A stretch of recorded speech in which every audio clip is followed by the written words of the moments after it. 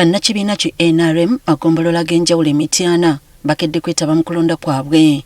Mu ggombolola y'e Kalangaalo ebifo ebimu tebirondeddwa nga bayise mu kukkaanya abagaanye okukwatagana be bakubye akalulu. Minisita Judith Nabakooba ayiseewo nga tavuganyiziddwa ku kifo kya ssentebe w'eggombolola eno n'amyukibwa Expirito Kiwalabye ate ye omubaka wa Mityana North Nsegumire Kibedi n'abeera omuwandiisi. Obuvunaanyizibwa buno tebugenda kutuula kunze nzekka nga chairperson wabula bugenda kututuulako ffenna kubanga ffenna abali wano tuli bakulembeze. Bwe tutakoze bulungi tugenda kukolawo bulungi.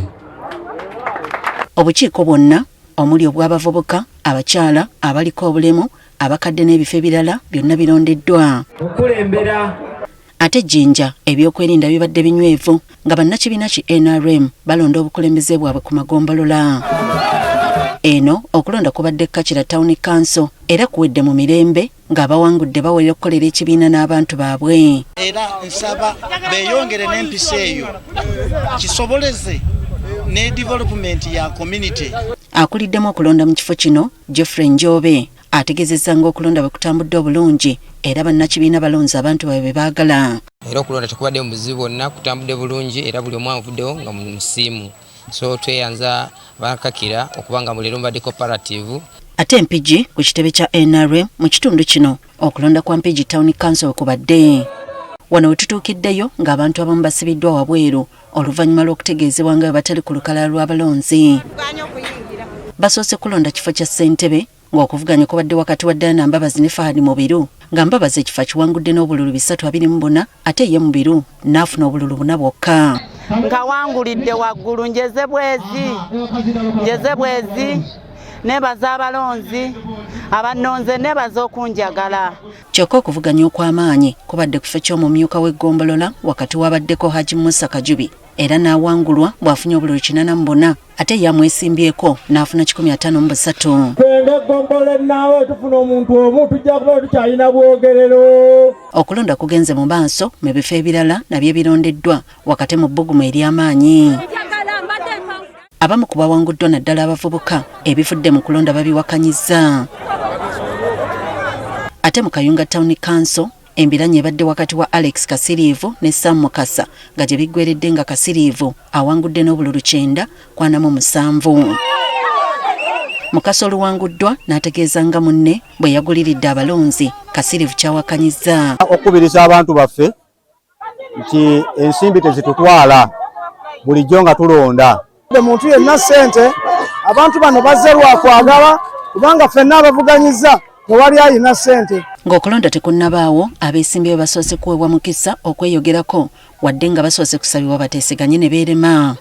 Ku lw'okuzza obumu ekibiina ky'NRM, ku lw'enkulaakulana mu kibiina ky'NRM.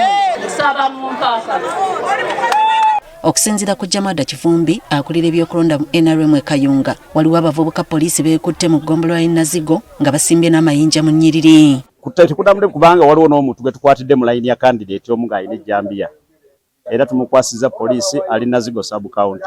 Waliwo ate abagumbye ku ofiisi yakulira ebyokulonda nga bamulumiriza okulemesa abantu okulonda. Naye engeri gy'abadde alina gw'awagira era yamuwadde ssente bw'alabye nga muwangudde ataddewo embeera n'addira abalonzi bange 10 n'abagoba n'abagamba tebalina kubeeramu n'abamu n'abatwala be batwala ne babasiba. Abantu bayingira mu turning center abantu 10 ku 6 ate nga zisategeera kyalo kiramba. So n'olwekyo bwe baba tebatuwadde buwanguzi bwaffe era ffe tuli ne ttiimu yaffe okujja amanya gaffe mu kitabo ky'ennaale. Tukitegedde nti waliwo n'omu ku babadde bavuganya mu ggombolola y'e Busaana adduse n'abawagizi be oluvannyuma lw'okutunula emabega ng'awanguddwa. Ate Kamuli naye okulonda kubadde kwa mirembe ku munisipaali y'e Kamuli ne mu ggombolola y'e Kitayunja.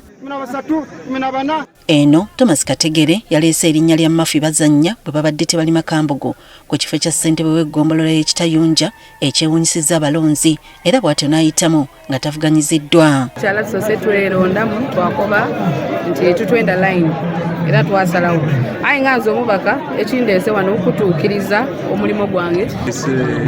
Chairperson era nebaza abalonzi kwemerera ninze.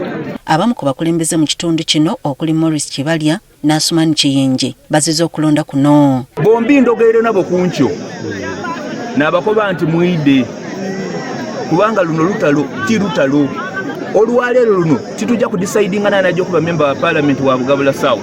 Ebifo bye baali babaweire of course waliyo abali ku byenda ate nga ssemateeka ekkiriza omuntu yenna okusaba obukulembeze ku levo gy'aba asoboire. Ye Baroda Watongola alekedde munne bwe babadde ku Mbiranye Masitula Namatovu ku kifo ky'omubaka omukyalo wa municipali y'e Kamuli.